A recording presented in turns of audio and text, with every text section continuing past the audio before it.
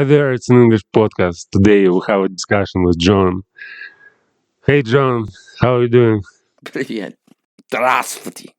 Мой друг Владимир. Как дела? Good. How are you? Хорошо. Хорошо. Okay. So can you just tell a little bit about your background? How did you end up in Russia? How did I end up here?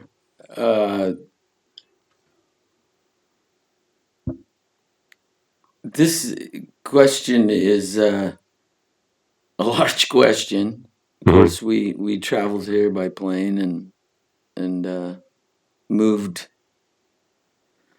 to the city of Kaluga from Moscow. It wasn't. We went straight from our last residency to Moscow and then here, so it wasn't a long journey around the world ending up here. Mm-hmm. Like, what was the reason? You know, I wasn't prepared for this question because it explicitly was not supposed to be asked. As I said, I don't think that it's a multitude of reasons, and I honestly don't think most viewers would be interested or not to demean their knowledge, but understand. As I actually wrote you, I think a person would have to be from the West to even grasp what I was leaving. You know, so. But if you wanted to define your question more precisely, No, I think it's not so important. Just you lived in America for most of your life. Yeah. And now you got in Russia. You don't speak Russian. I speak very, very little, but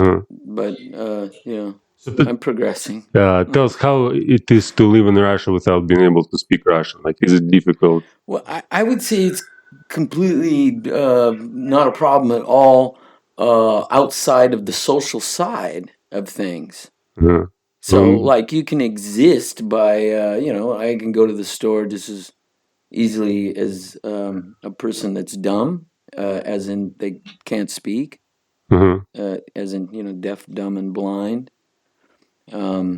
They enter the store, they know what they want, they're able to go and get it and return home. And so you don't need to speak to sellers, and you don't need to speak to sellers in a store. But no, in terms of social interactions, like, is it difficult to live without being able to communicate with people? Yeah, for me, I've been most of my life a bit, would be described as a bit of a loner. I don't find it a derogatory term, so I can say it with ease. But still, I have found even a person that doesn't generally surround themselves extrovert with a lot of people, that it can be difficult because you really can't go beyond what I would consider tourist language. Hello, how are you? Can you guide me to the? I can't speak beyond even that level. So obviously, in a social level, you're not interacting a whole lot. How about the internet? How much time do you spend on the internet now?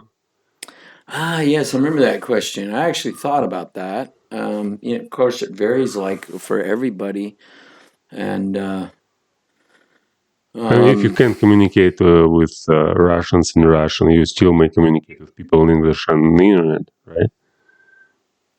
well, you said how much time I spend on the internet, and I would say outside of any business activity, trying to write a letter or, I don't know, something that must be done on the internet, it's solely watching YouTubes or BitChutes or New Video or all the platforms that have interesting. How many hours? Yeah, how many hours in that degree? Yeah. I would say it varies. Sometimes I'm working and I can, lately I've been accustomed to setting the phone down and just carrying on with who I'm been watching on the computer.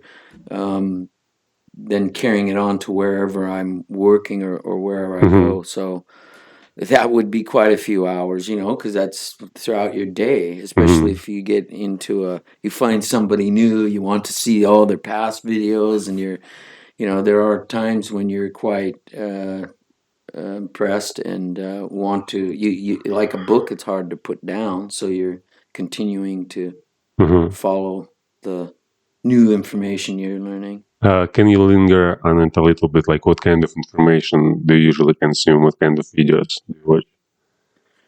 Oh, yeah, because the hours, I wouldn't be able to tell you.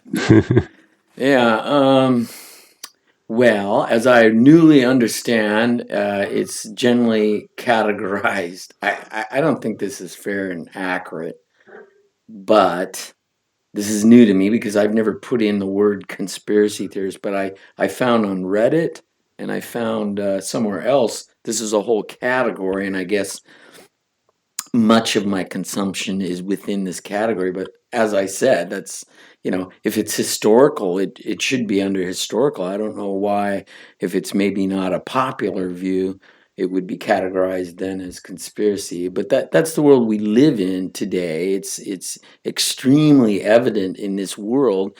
We have now laws where things are deemed, what is it? Not fake. Oh yeah, fake news. Fake news. Because there actually is such hijinks that go on in the internet where people intentionally try to.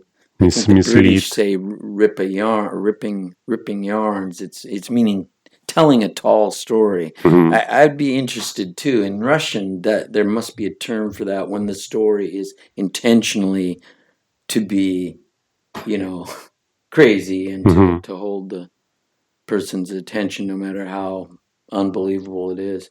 So yeah, there is. It's very it's very popular when you come with something unusual, some story. People like to watch like news, and it attracts lots of attention. Right, but there should certainly be a definite line between minority views on historical matters or whatever, and intentional hijinks. I don't know what you call them, fake news, though. People trying to see how many people will carry on some crazy rumor or something, which I don't necessarily think they could lead to harm on the society, but that is the argument, and I suppose it's possible. Is it most about American history? Like is it about American history, like this content, news and fake news? Different topics. I couldn't say it would be not limited to that, and it probably, if I had to take a wild guess, probably half and half. It seems most of it's kind of global in nature, so although probably it's involves Americans, and it's not. It wouldn't be half the time. I suppose it wouldn't be located just to America or American. Can you name some channels on YouTube, like which? That could be difficult. Both in a fear and a memory problem. Let's see. I'd have to focus. Like my question: do you watch like special channels, or is just a different content? So you just start watching videos, type some questions, and go from one channel to another? Well, often I would say it would be the latter, because it's rare that I put in the topic, but often, how one thing leads to another. So I do have some favorites. One of them comes to mind is a woman in Canada, a Canadian YouTuber called Amazing Polly. And she's actually been at the root, been the beginning of many other, not just channels, but people opening up a whole area of discovery of things that have been going on that none of us knew. I can elaborate on one as an example because it's been in the news recently. Right up to the midsummer, it was huge news, and they did trace it back to this single YouTuber, sitting at home, basically talking about different levels of corruption in U.S. government, primarily in Canadian government. Would you like to know? Yeah, sure. Okay, well, there's a online store, very huge, called not Fairhaven. I forget now. Anyway, this is very large. You'll be able to find it in a quick Google search with just the name Fair and then child trafficking. And the crazy part is somebody found this very popular site selling furniture and different things at hundreds and hundreds of times their value. So say a person would, I don't know, in rubles be paying 20,000 whatever for some piece of furniture. They were spending, like I say, hundreds of times that, and it made no sense. And somebody started putting the names, which were in themselves a bit odd, of the furniture into a database of missing children. And, well, you can guess the rest. And the company rushed to try to make some public answer what was going on. I forget now, it was a typical publicity lie where they were desperately trying to get out of this extremely bad publicity. But at the same time, fake, or was it real or fake? Boy, as usual, I'm speaking about something that I forgot a lot of the essential details on. Wayfair actually was the name, not Fairs. I mean Wayfair, and it's really best if somebody's more interested on it, just Google Wayfair child. What is it? I forget that. Abuse? No, child trafficking. Child trafficking. The white slavery, whatever different terms it's used.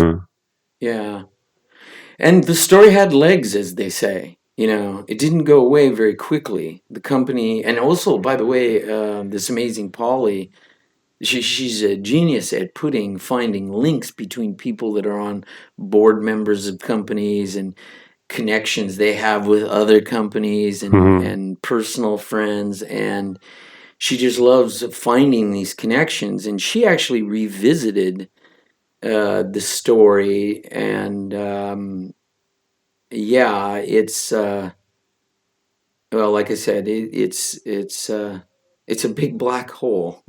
So you just go there and you are lost in all these details and all this information. You never know. No, you'd be listening to me, but I'm completely. I forget almost all the. But no, not lost. Simply your jaw's on the floor. You're amazed at how much goes on right in full view of the world. Is this whole other world. I'm not familiar with this dark web or the I forget the main area of it. What is it called? The dark web? Yeah. When people sell drugs, or? Yes, it's a torrent. I'm trying to think of. Is it torrent? I don't know. I'm so ignorant on this. You don't know.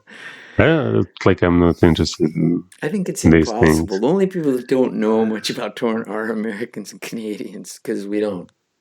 I'm interested in language. Let's talk about languages. Yeah, okay. Like, what's your experience in studying different languages? You said you try to study Russian. Can you tell about? We were offered Spanish and French in high school, and I didn't take either. It wasn't a credit that I had to take, and so I didn't. I struggled in school with grammar. I was actually sent to the psychiatrist in somewhere around 8th grade, 4th grade, 5th grade, maybe. I think 11, 12 years old. Yeah, at that age, and I don't recall anything. I didn't know it was a psychiatrist, but it was a repeated question. I had asked when teachers and my parents were trying to understand why I was having such a difficult time with the grammar rules. I had very good comprehension. I had not the best, but not failing spelling, which is, I don't know, is that a class in Russian? Do you have spelling separate from grammar, or? Yeah, sure. I would study grammar and spelling, and I guess it's in the beginning of first, second grade, third grade. So you learn to spell different words. But in English and Russian, there's no such, like in English, spelling and sounds are very different, and in Russian it's almost never the case. So we say words as we write them. It's almost the same, almost identical. Au contraire. Yeah, there are some words like lesnitsa, for example. It spells different than from how it pronounced. Which is the word? Lesnitsa, like ladder. Right. But it spells like lesnitsa, but we never say T. It's like lesnitsa. But in English, it's almost every word. Spelling and writing is pronouncing is different. I had one experience just today. The very common word for when you're done, finish. Sir, sur. I don't know. I can't recognize. When you're finished, when someone is asking, is that all? Are you done? They will say, sir. Sir? I don't understand this. This word is the same word that's spoken to me for 4 years now from probably almost any store. If there's any idea that maybe I need something more and I'm not finished, and then this word, I'm doing my best. It basically is like sir. But I know I'm not sounding it because I learned today it's actually spelled V-S. And what's the rest? I can't remember. But there's this, I call it magical. It's the magical V before the S. And my wife 3 times, because I still can't figure out, like it's on my mind, but I can't understand what's the word. Done. Finished. Are you done? No word comes to mind. Well, there are different words, but they're none of them is close to the store is just 5 minutes. Let's run down there. I can get him to say it in 10 seconds. Все. That's what I said. Sir. You said sir. Sir, what are you saying? Все. And I said, sir. No, it's like V-S-Y. Right. And you think you're saying V, but it's not there. I told my wife, and I said, slow down. I said, you're not saying the V. Yes, I am. Sir. I said, listen. And then she realized, the only time you say the V is when you say it at 1/10 speed. When you're trying to tell a person, no, there's a V in there, here it's V.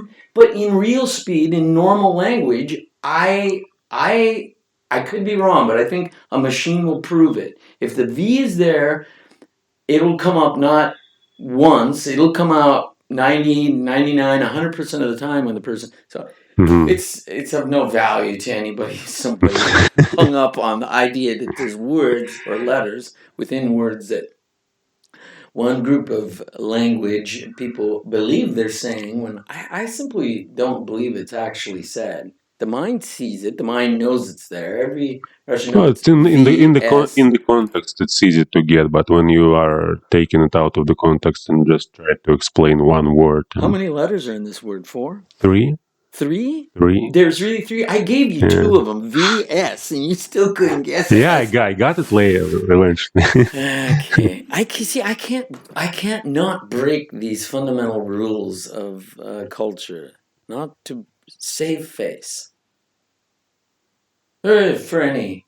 I don't know the correct word. I don't know how to pronounce it in English.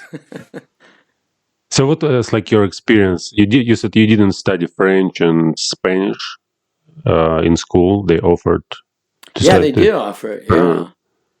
But And later I when think I you would have liked to. I'm sure I would have failed very quickly, probably not finished the quarter. Because, people that sing well can, we call play by ear, a Mhm, musical instrument, so they can hear a song and then duplicate it within a mhm, few tries.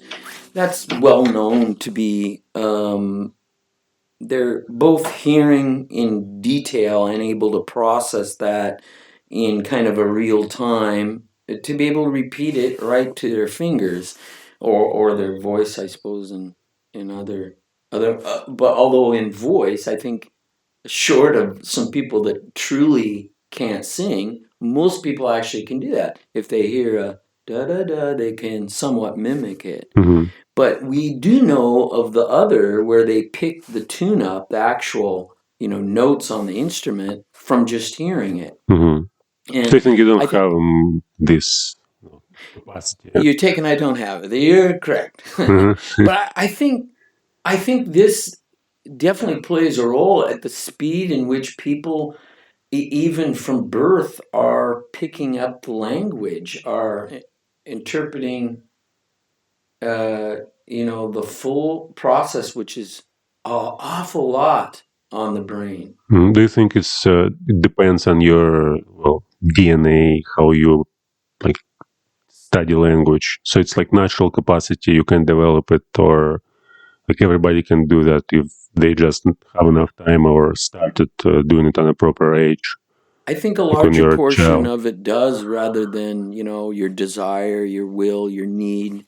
But, I'm not, uh, I don't I haven't any formal education on it, so Hmm. I would have no idea. I'm sure academia would claim it's almost all on your will. Either you wanted to learn, either you put that time in, or you didn't. I'm convinced here in Russia, almost all academia believes that probably on all disciplines of learning.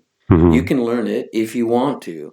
I don't To some degree, think it's to, to, accurate, to, but some, to some degree, I guess it's possible. But if you want to sound like a native, it gets very complicated. And that's if you start doing it at 30, there are very few chances that you are going to I succeed. what I understand. I definitely understand because the most embarrassing thing is to speak in a foreign language when you started. That's something that I had no clue about that I learned real quickly. And when people can't understand even anything, you very quickly learn that that's difficult. So I lost track of what I was going to say, but that's a real that's the gorilla in the room or the elephant in the room, I suppose. You never know like what makes you successful in language.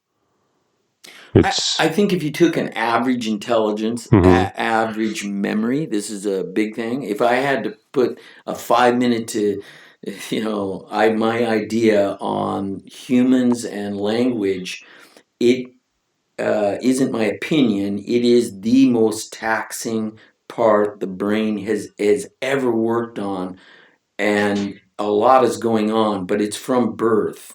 I'm mhm, talking about your native language. mhm, An awful lot of computations are going on. It's quite impressive.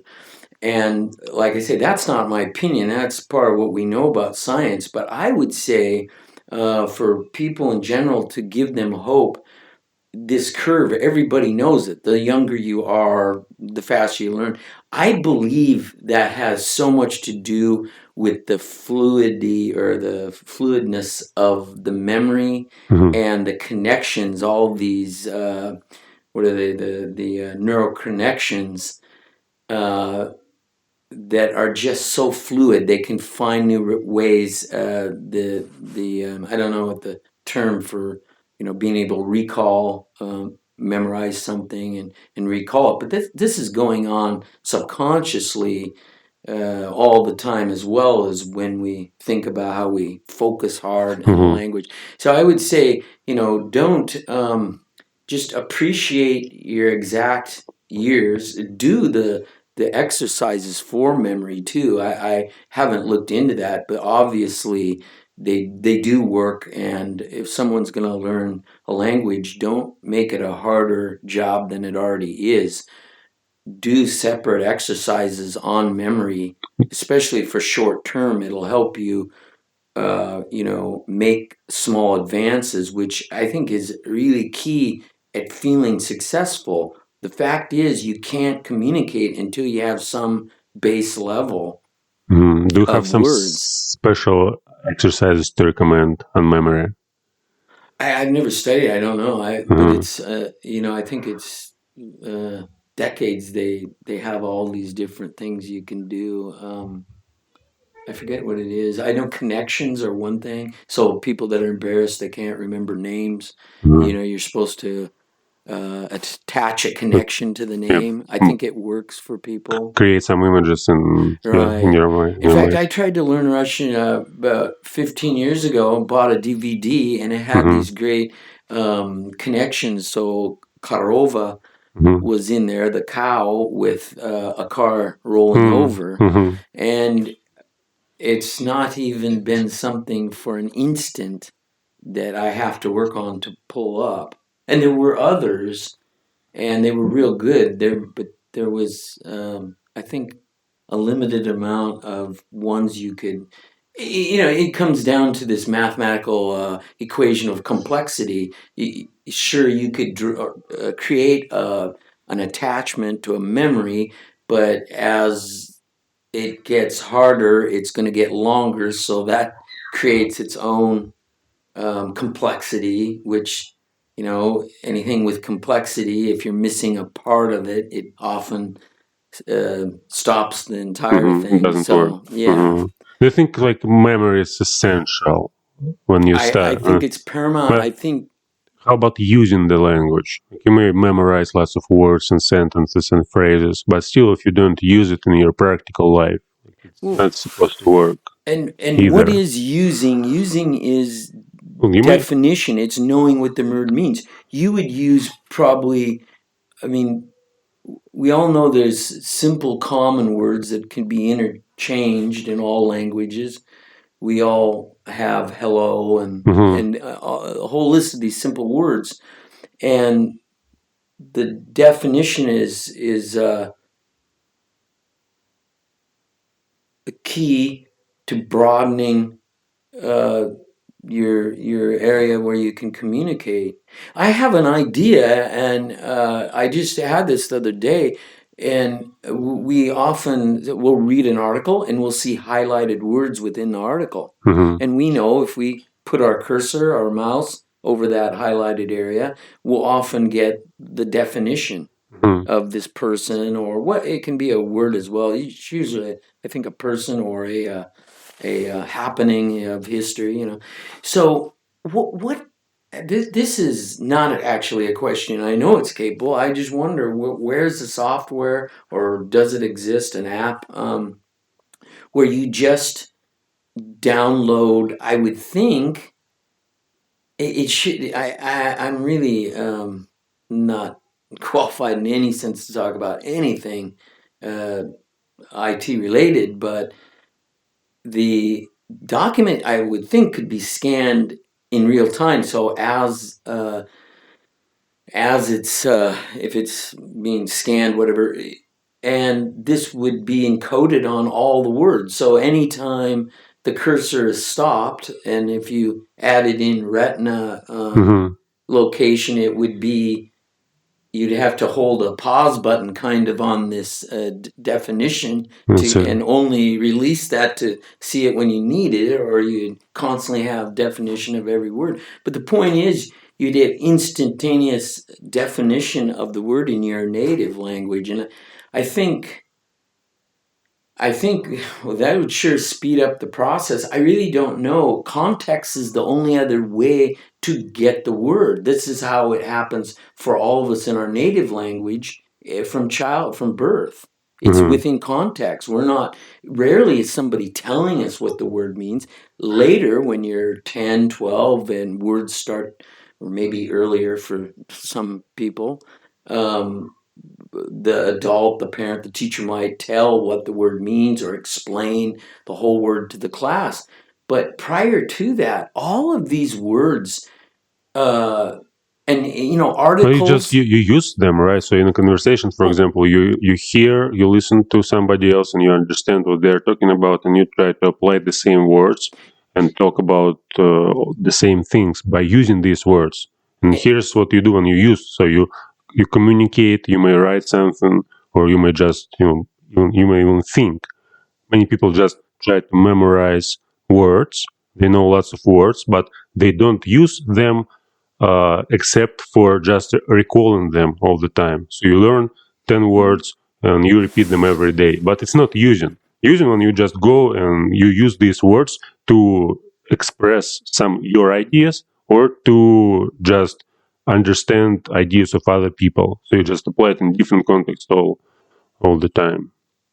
It's really a conversation. It has to be really pulled into categories, because for certain articles, the grammar definition articles, actually, I couldn't tell you. It's new to me, being corrected in English class, what articles actually are. But it, if, of, are those articles? It, of, it. It's like the pronouns. What is an article? I mean, an example. The, and a. The.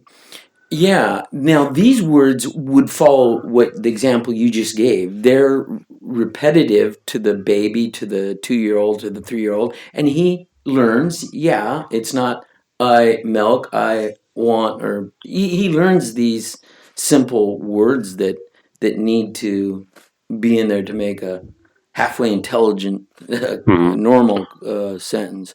But I would say beyond that, it becomes context. The word is actually defined by the connection of the other words. Of course, any words which are two words making up one, which I believe in Russian, like in German, there's many more words where there's 4 words maybe inside one word. I think English is a little bit less that way. We probably have a fair amount of two-worded one words, whatever they're called. It's like roots, like 2 roots in one word. Yeah. Right.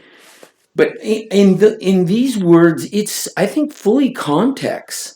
It's not something repetitive, because that still doesn't give you a reason why you use it. Because see, the depth of the sentence, or the depth of the thought, is growing quite a bit from the one example where you're just give me that, or these direct deals where you don't need the definition necessarily at that very young age. You're just repeating, knowing a couple of the words and putting in the smaller ones. But I think very quickly you do get you move past that, because it's not going to be repeated enough that here it fits here. It comes from knowing what the word means, which comes, I think, probably 99% of the time, or 90, from context. Short of someone telling you it, or you stopping and looking it up, which I don't remember doing that in school till 4th, 5th, whenever they introduced the dictionary to us. I think it was probably 3rd or 4th grade.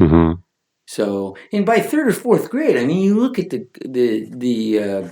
it's quite I would say it's a very full vocabulary, You know almost everything, what you need to know. In a general sense, outside of specific areas, scientific, I mean, you listen, we used to enjoy, there was a show, Candid Camera, in America, and once in a while they would show the British version of it. And in Candid Camera, it's a hidden camera, and often they would use children. And when you saw these British kids, you immediately knew they grew up with a much wider vocabulary. Not to say Americans are dumb, but there definitely is a difference culturally. I think, at least in that time, young British kids, boy, they sounded like miniature adults. And to our ears, it was it was quite surprising, adoring and surprising, but it was so let's move on like the role of English in globalization. What do you I think? remember that question. What do you think about that? You'd really do you believe in globalization? Like, is it happening? No offense, okay, that's a start. I was going to say you'd have to give me far more detail because I know who I'm talking to. So I would say to you, I think we're going to be leaving words altogether very soon. That sounds absurd and so futuristic. It's not possible, but the capability is not only here. I think it's happening now. On our walk here, we talked about the term the Internet of Everything. And I don't know how common that is here, but I've heard it for several years now, and I thought it was the coding and identification of all living things. I hadn't thought about myself. I've heard it discussed often, actually. I had never heard a person include themselves. Only every fish, every every item you see, and they actually have the ability. It sounds science fiction, but they have the ability to do this on all matter. We're really in a hard area to even. It's like trying to think of infinity. It is a difficult thing. You're talking about kind of universal consciousness. Well, that's exactly as we were talking. I was saying, yeah, it's this one. The people that are afraid of it call it a hive mind or groupthink. Yeah, is it supposed to use English, like, or it's gonna use like computer language or maybe some other languages? What's your opinion on that? The English is like one of the most popular language, but is it gonna be always the most popular? Maybe in the future some other languages will be better for, no, especially if we are talking about group mind or whatever. I don't think that it's gonna use human languages. Maybe it's gonna create its own language. What your thoughts? Exactly. John? The what is it, hieroglyphics, the symbols on that's actually increasing in our culture. Maybe most people under 40 wouldn't see it, but I really notice it that's part of probably a good side of globalization. We have international road signs and general signs out in public that are, being more universal. But I think beyond that, there's actually signs that mean different things that are starting to come into our society. I have no idea. I would think, though, English could be bypass all language. It seems to me if measurements of feelings can be inputted or sent into the consciousness and received, it's like maybe two lovers looking at each other. Do they need to say I love you? Maybe they sense that before one of them curses the whole thing. No. But that's a good example. I mean, do they need it? I mean, if there is such a thing and they really sense that, no words are needed. It's fully it's sensed. Or they're just crazy and it's only one of them that senses that, and they're in for a rude awakening. What's your opinion? Like, what do you think makes English superior to other languages? Why it's so popular? Why people want to speak English around the globe? I'm biased, and so I have, because I often see these things and I think, yeah, it's user friendly because I'm simplistic, not very advanced in understanding these concepts of grammar, but I often get it thrown back in my face where, oh, but you guys also have this thing you're criticizing about the language. So I think in general it is probably a little bit more user friendly, but I've learned Russian definitely has a real simple kind of form of it, and I shouldn't say form because it seems to be as English intermixed the two, but there is a more intelligenti, whatever. It is more technical. That's almost maybe a different language, and then there's the everyday language, and so. But I think in why it essentially got ahead, I think it was partly historical changes that weren't by plan. They're just as things happened. The British Empire was, quite large, and French is quite large globally as well as Spanish. And what else? I forget the lineup. Russian is actually fourth in numbers, isn't it? Amount of people spoken. China. No, in numbers. Numbers. Russia. I don't know. I think it's fourth. China would be it's not one, isn't it? China? It'd be number one. Yeah, amount of people spoken. Probably, yeah. Yeah. Maybe English. I don't know what's number one. I'm not sure. Because English is it's not just it's America, England, Australia, Canada, what else? Other countries. Is there something that you don't like about the language? Russian or English? English, yeah. Yeah, that's like asking a fish how the water is. It's I do see though the things that I would have so much trouble with if I was trying to learn English. I can't think of any of them right now, but I mean every once in a while I see them and I realize, oh yeah, that's like completely illogical. It's like, find that guy, get rid of him. Who brought that in there? I mean, I really like simplicity, and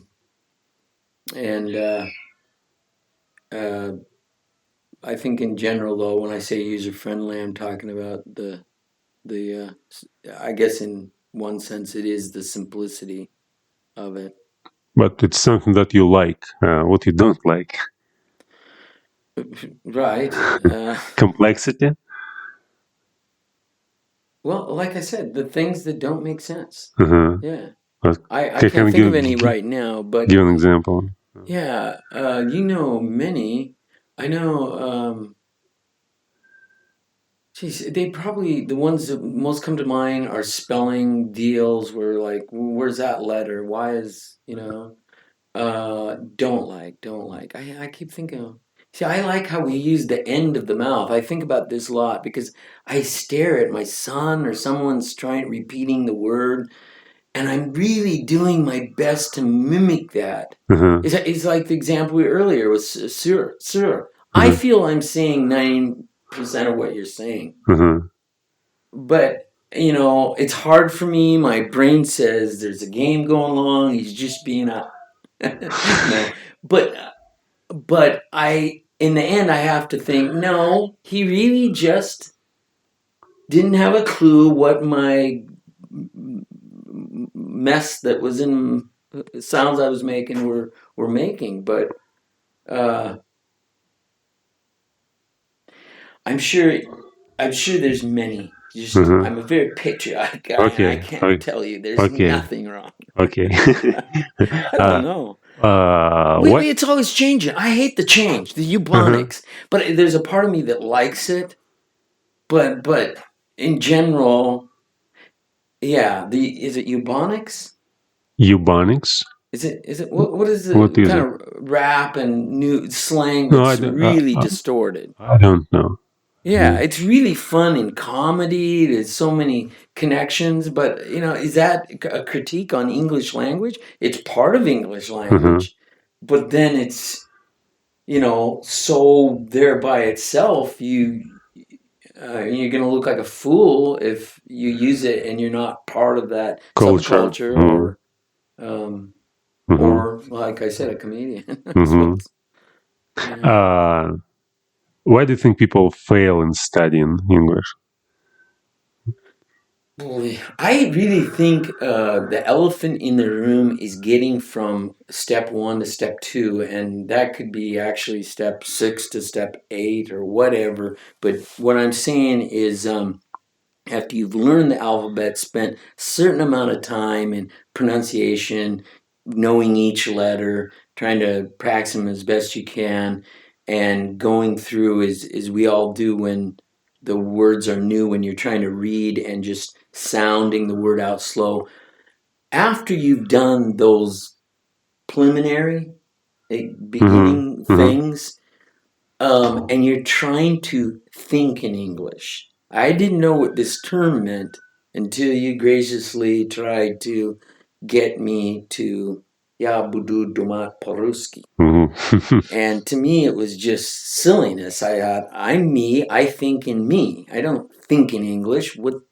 But you just shut up, write it again. No, you didn't say shut up, but you were insistent. No, this works. Think in Russian. You want to learn Russian? You got to think in Russian. Yeah, but you didn't Get to work. you didn't try to think, right? It was just I still struggle with what does that mean, but I have a small understanding of it now. But I do still struggle with that.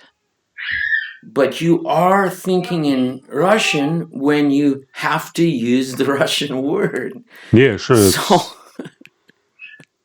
and as you add to your repertoire and your understanding the grammar correct sequence and all of this endings, this never-ending changing endings and beginnings, and as you're doing all that, that's quite a handful, isn't it? What do you think about this idea of studying yourself and not studying the language? So we discussed this question, like thinking in English, a long time before. I tried to persuade you to study your actions, not just memorize words, but study your actions. And then when you just use not your native language, your foreign language, Russian in this example, so you just talk about your actions. And every time when you do something, you know how to say it in a target language.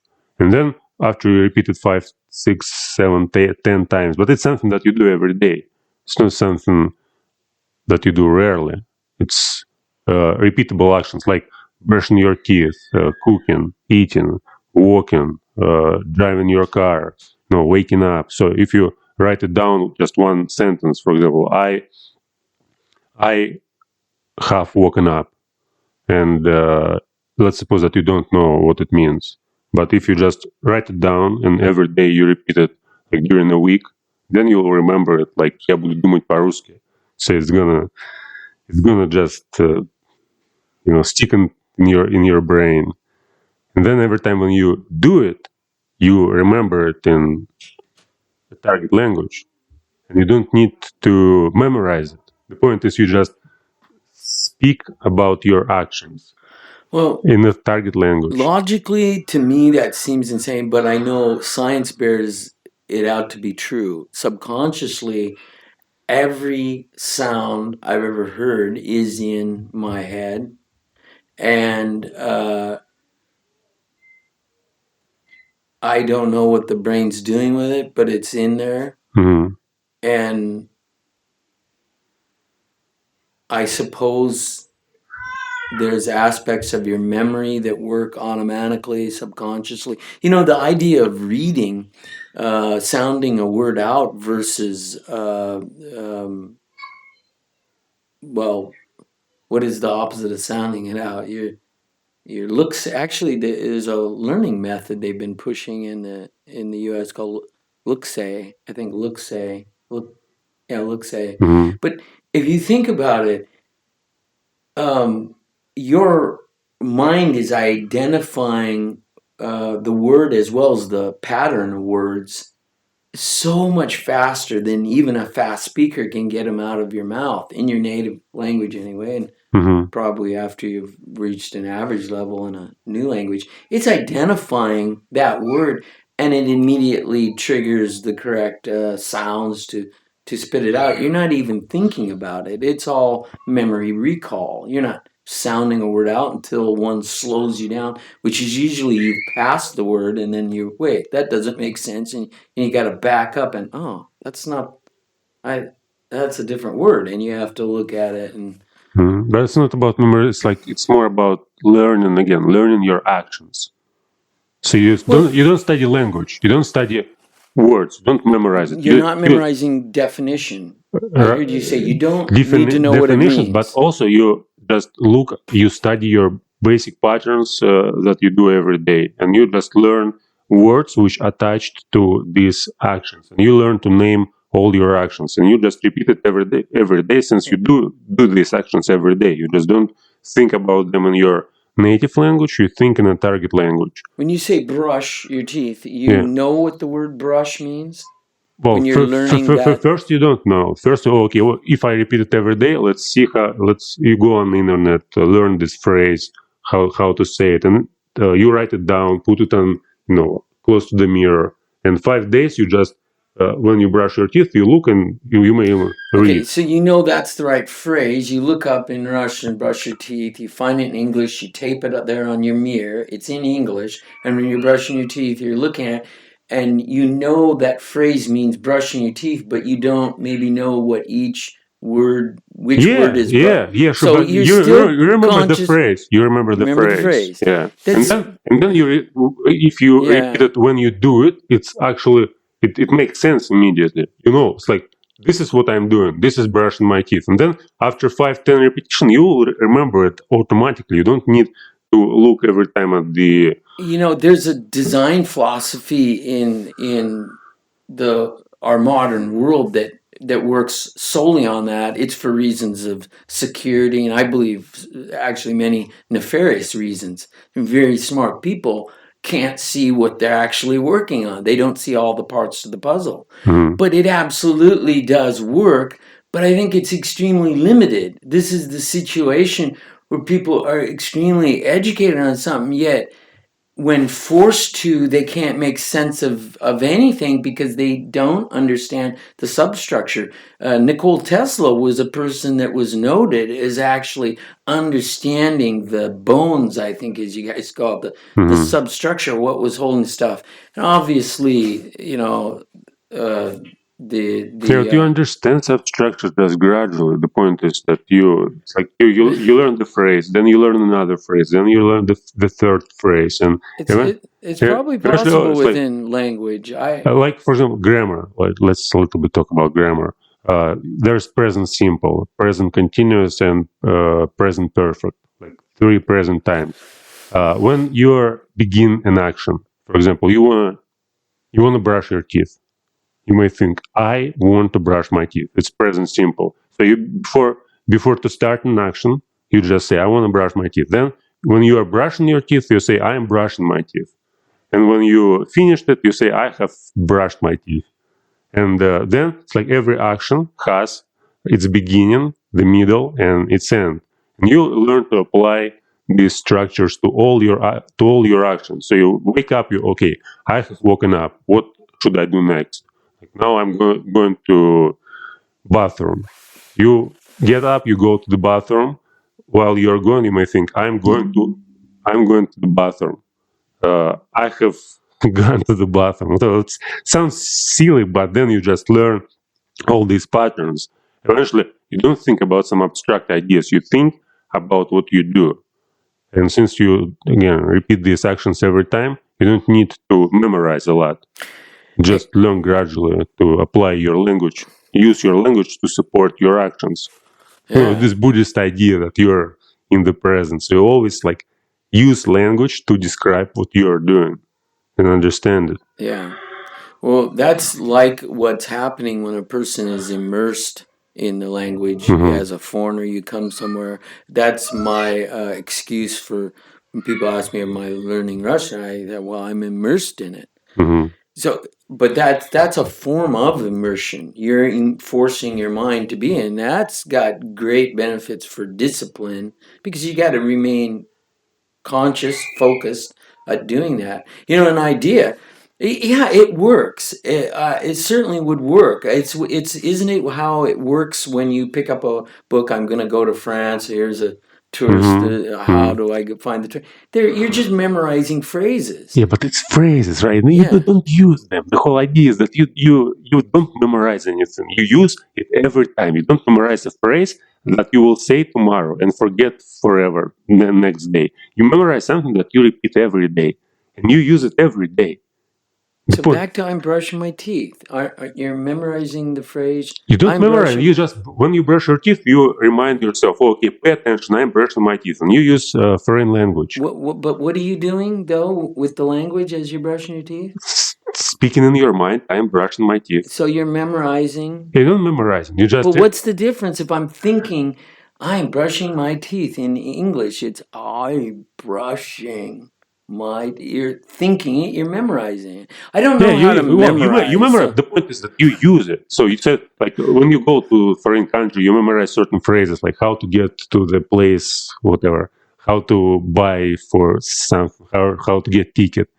So you learn phrases, and then you don't use these phrases. But here, you learn yourself. You learn your actions, and every time when you do something, you learn to name it, to pay attention. It's like, yeah, I think it's too complicated. It is too complicated for me, I think, because I can only see it in one respect or the other. I mean, but let's move on. Let's talk about speaking club, our English speaking club.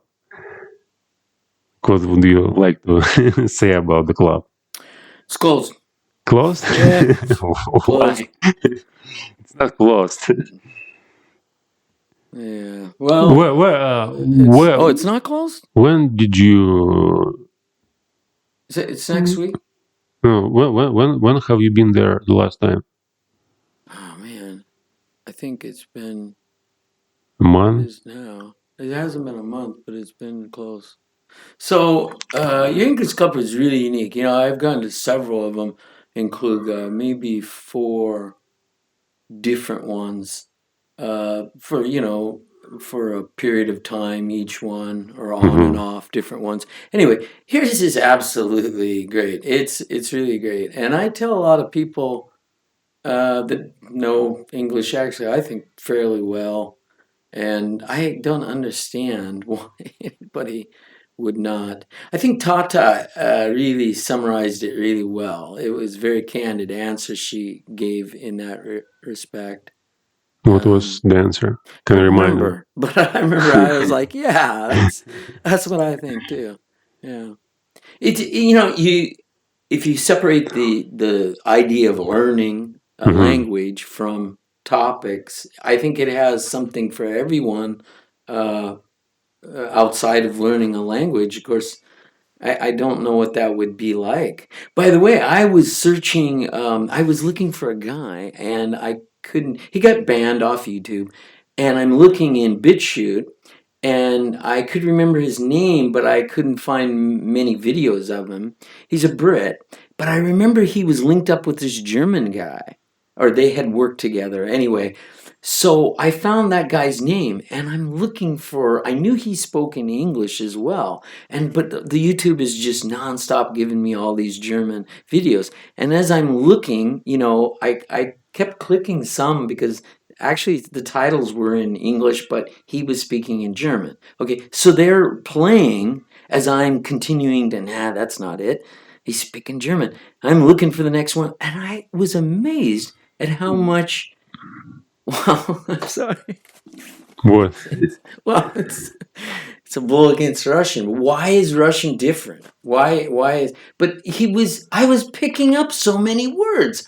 I can't understand German, but I was understanding an odd, greater percentage more than I would for certain Russian. I only really hear numbers in Russian, and probably not most No, of it's them. like English and German. They are from the same family, basically. But it's And Latin based. But what more can you say? There shouldn't. Yeah, they'd probably share more universal words, and probably those were the words I was noticing.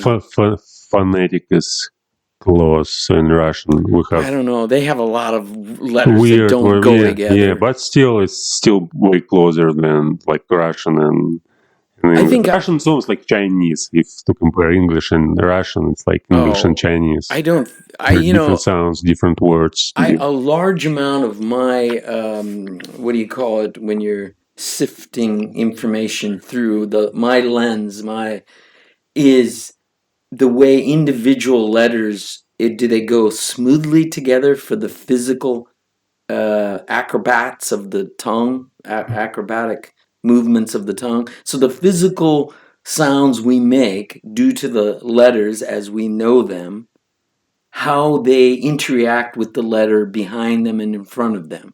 And I'm sure there's examples where my tongue has just learned to whatever. Do you guys have trouble with TH? In Russia, yeah, You lots of have people. trouble with it? Yeah, many people can say they substitute it with letter S. I know. S. Instead of V, they say Z or D. D, Z, C.